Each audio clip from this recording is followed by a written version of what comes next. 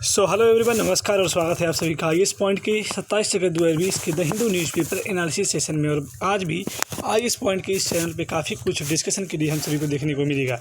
तो इनमें जो आज का हमारा सबसे पहला आर्टिकल है वो है a shot in the dark, यानी कि ये हमारा एडिटोरियल पेज का ही पहला आर्टिकल है, जिसमें कि बेसिकली पाकिस्तान के द्वारा कुछ स्टेटमेंट इंडिया के खिलाफ दिए गए थे।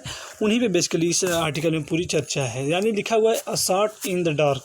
A shot in the dark का मतलब ये होता है कि जैसे डार्क में अंधेरा, और शॉट मतलब कोई भी शॉट निशाना लगाना, यानी कि अंधेरे में कोई निशाना लगाना। यानी कि हम कह सकते हैं कि एक मुहावरा है, यानी जिसका अर्थ हो सकता है कि अंधेरे में तीर चलाना, यानी कि ऐसी कोई बात करना जिसका कोई धरातली वैल्यू ना हो।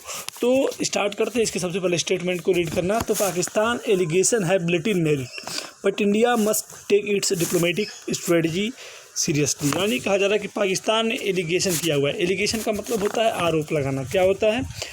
आरोप लगाना।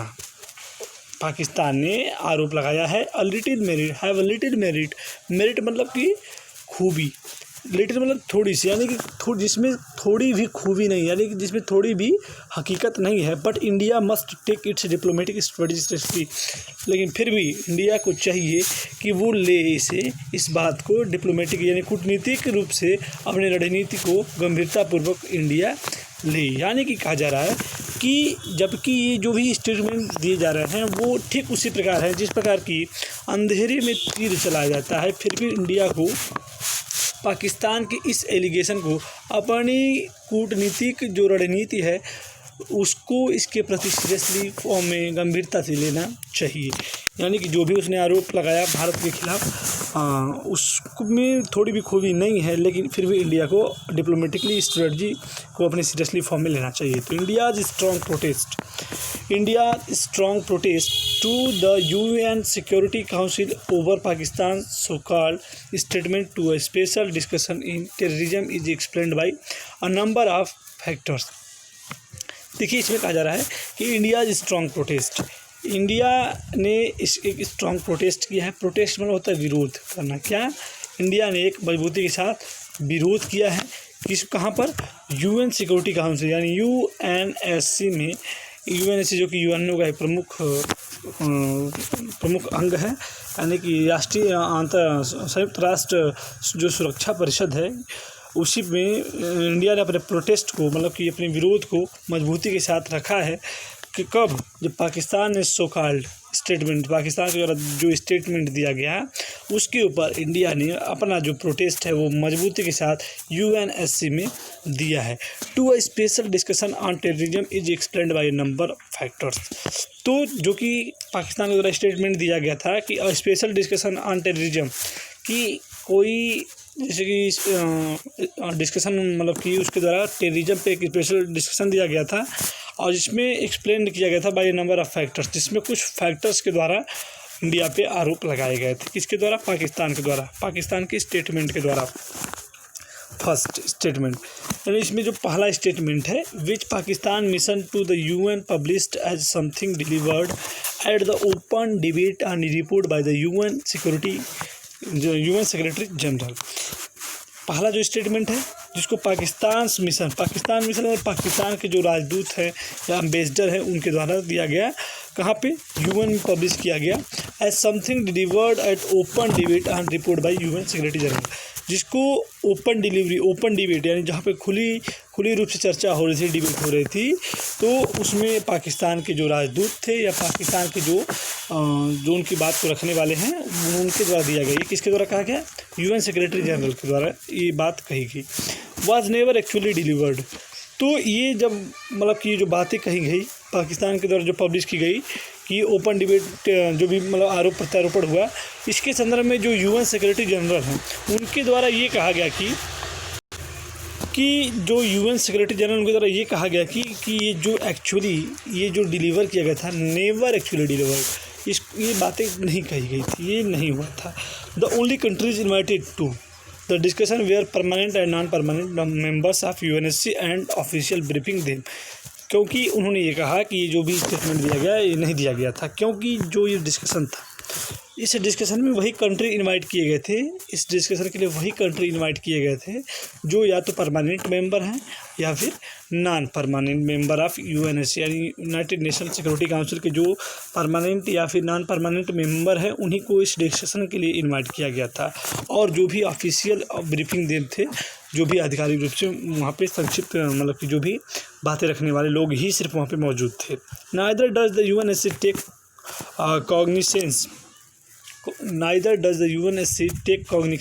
cognizance of the statement by non-participating countries।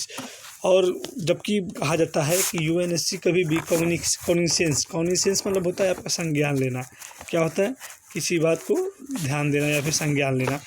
तो कॉग्निसेंस मतलब ये होता है कि जो भी स्टेटमेंट अगर UNSC does not take cognizance, यानी कि यूएनएससी कभी भी उस बात में संज्ञान नहीं लेता है जो पार्टिसिपेंट उस कंट्री का नॉन पार्टिसिपेटिंग कंट्री होती है। यानी कि हम कह सकते हैं जो भी कंट्री अगर उस डिस्कशन में नॉन पार्टिसिपेटिंग कंट्री है तो उनकी किसी भी स्टेटमेंट को जो यूएनएससी है वो संज्ञान में नहीं लेता है। And the statement then the appeared to be exercised by Pakistan in repeating its allegation against India। और जो स्टेटमेंट दिया गया था वो इसी प्रकार अपीयर्ड हो रहा था, यही इसी प्रकार दिख रहा था, इसी प्रकार प्रतीत हो रहा था कि ये एक्सरसाइज हो रही है किसके द्वारा? पाकिस्तान के द्वारा। क्या? Repeating its allegation against India, कि जैसा कि वो पिछले एक समय की तरह बार बार वो इंडिया के अगेंस्ट अपने आरोप को, अपने विरोध को दिखाता है, वही चीज़ें बार बार इसमें मतलब देखने को मिल रही है। मतलब कि जो बार बार पाकिस्तान के द्वारा इंडिया का विरोध देखने को मिलता है वही चीज़ें इसमें भी देखने को मिल रही थी। In the letter Pakistan ambassador sought to portray Pakistan as a victim of the cross border terrorism. और देखिए इन द लेटर, और बाद में जो पाकिस्तान के जो दूत थे, एम्बेसडर थे, उन्होंने शॉर्ट किया यानी दिखाया, टू पोर्ट्रे मतलब होता है चित्रित करना। क्या होता है? चित्रित करना, दिखाना या बताना।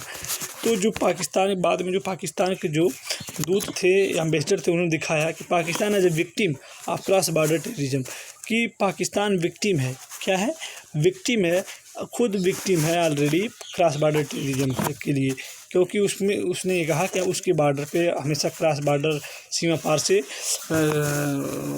जो क्या नाम है अटैक देखने को मिलते हैं, सीमा पार से आतंकवाद देखने को मिलते हैं, इसका खुद वो विक्टिम है। And claimed that Pakistan is responsible for decimating al Qaeda in the region. और बात करें कि उसने ये भी कहा कि पाकिस्तान इज़ रिस्पॉन्सिबल, पाकिस्तान इसके लिए रिस्पॉन्सिबल है फॉर डेसिमेटिंग मतलब होता है समाप्त करना। क्या होता है? समाप्त करना, कि पाकिस्तान ने समाप्त किया है अल-कायदा इन द रीजन। यानी कि पाकिस्तान ने दो बातें कही कि पाकिस्तान खुद विक्टिम है कि उसके यहाँ क्रॉस बॉर्डर टेररिज्म देखने को मिलता है विभिन्न प्रकार के देशों के द्वारा, मतलब बेसिकली वो इंडिया पे ही आरोप लगा रहा था। और उसने ये भी बताया कि वो उस रीजन से यानी पाकिस्तान के क्षेत्र से अल-कायदा को डेसिमेट करने का श्रेय भी उसको मिलता है, क्योंकि उसने अल-कायदा को वहाँ से समाप्त किया है। एज इंडिया मिशन, अब बात करें भारत की तरफ से, यानी भारत के जो मिशन यानी भारत के जो दूत हैं या भारत के जो वहाँ पे बात रखने वाले हैं यूएन में, रिटोटेड मतलब होता है तर्क के खिलाफ बात करना। क्या होता है? किसी भी तर्क के खिलाफ बात करना। बेसिकली आप लोग समझ पा रहे होंगे, तो उम्मीद है कि आप लोग इस वर्ड को ऐसे सभी स्टेटमेंट को आप लोग खुद तैयार करते, जरूर नहीं कि एक एक लाइन एक्सप्लेन किया जाए, लेकिन फिर भी एक हैबिट को डेवलप करने के लिए ऐसा किया जा रहा है। तो रिटोटेड मतलब होता है कि किसी भी तर्क के खिलाफ बात करना। जो भी तर्क पाकिस्तान के द्वारा दिया गया उसका जवाब देने के लिए जो इंडिया के मिशन यानी इंडिया की तरफ से जो प्रतिनिधित्व करने वाले थे, उन्होंने ये कहा कि the envoy could not have forgotten that Osama bin Laden and other leaders of the terror group were are found in Pakistan. कि उन्होंने ये कहा कि इन्वॉय मतलब होता है विशेष, एक प्रकार के विशेष दूत। क्या होता है? विशेष प्रकार के दूत या विशेष दूत।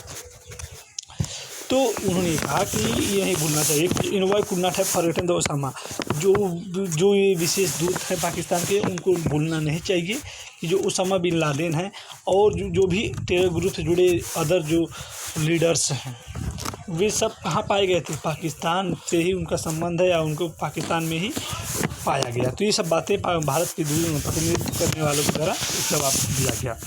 तो the statement that went to list 4 types of terrorism Pakistan confront मतलब होता है सामना करना। तो पाकिस्तान ने अपने स्टेटमेंट में ये कहा कि पाकिस्तान जो है कुल मिला के 4 टाइप्स ऑफ टेररिज्म को कन्फ्रंट करता है, उसका सामना करता है, which are attributed to India, जो कि हर प्रकार से एट्रीब्यूटेड, जिसका हर प्रकार से श्रेय जो है वो इंडिया को ही जाता है। यानी कि उसने ये कहा कि इंडिया जो पाकिस्तान जो है, पाकिस्तान ने ये कहा कि जो पाकिस्तान 4 प्रकार के टेररिज्म से जूझ रहा है, उसका सामना कर रहा है, जो कि हमेशा जिसका श्रेय उसने इंडिया को देना चाहा।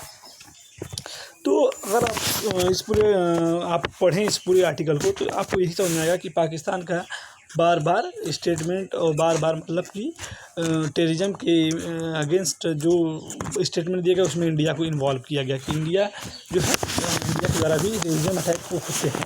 तो ये बेसिकली ठीक उस अटैक पे पूर्ण रूप से मतलब कि स्पष्ट होती है, जिस प्रकार हम कह सकते हैं उल्टा चोर कोतवाल को डांटे, उल्टा चोर कोतवाल को डांटे। एकदम ठीक उसी प्रकार का स्टेटमेंट ये बनता है कि जो देश लगातार उसके पास सबूत, सभी देशों के पास सबूत है उस देश के प्रति टेररिज्म से संबंधित, तो वही देश आज इंडिया पे क्लेम कर रहा था यूएनएससी में। तो ये बेसिकली उसी प्रकार की बातें हैं। तो इन्हीं सब बातों को ध्यान में रखते हुए इंडिया ने कहा इसका कोई धरातल तो नहीं है, लेकिन फिर भी इंडिया को अपनी जो रणनीति है उसको मजबूत रखना चाहिए पाकिस्तान के प्रति, कि पाकिस्तान कोई भी ऐसी एक्टिविटी ना कर सके। देखते हैं नेक्स्ट आर्टिकल को।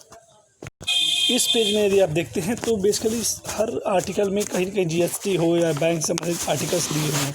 तो इसमें बेसिकली हमको एक बात कन्फर्म करनी है कि जो पिछले दिनों आरबीआई की जो एनुअल रिपोर्ट आई है उसके अंतर्गत क्या क्या स्टेटमेंट दिए गए हैं। यदि आप कमेंट करते हैं तो उन सभी स्टेटमेंट को अगली वीडियोज़ के अंतर्गत कम समय में बताने का प्रयास किया जाएगा, और यदि नहीं तो थोड़ी सी बातें आज की सेशन के अंतर्गत भी उस पर की जाएगी। तो हम जानते हैं कि आरबीआई की जो रिपोर्ट दी गई उसमें ब्याज की दरों में आगे कटौती के संकेत देते हुए ये भी कहा गया आरबीआई के द्वारा कि इस पेंडेमिक से जो भी इकोनॉमिक्स को मतलब कि बचाने के लिए जो भी उपाय किए गए उससे जल्द, जो भी उपाय किए गए इकोनॉमिक्स बचाने के लिए इस पेंडेमिक के दौरान, उसको अभी जल्दी ही जल्द उसको हटाया नहीं जाएगा। यानी जो भी रूल्स उसके द्वारा दिए गए हैं वो कहीं ना कहीं अभी जल्द से जल्द हटाए नहीं जाएंगे, क्योंकि वे सभी नियम इकोनॉमिक्स को मतलब कि सिक्योरिटी देने के लिए ही बनाए गए हैं।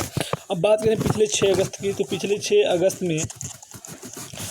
2020 को जारी जो नीतिगत समीक्षा में जो आरबीआई द्वारा जो रेपो रेट में आरबीआई द्वारा ये कहा गया कि जो रेपो रेट है उसमें कोई भी चेंजिंग नहीं की। यानी कि फ़िलहाल जो रेपो रेट है वो हमको मालूम होना चाहिए, रेपो रेट आरआर जो है वो हमारा है 4%, और जो रिवर्स रेपो रेट है जो ट्रिपल आर है आरआरआर, जो रिवर्स रेपो रेट है वो लगभग है 3.35%।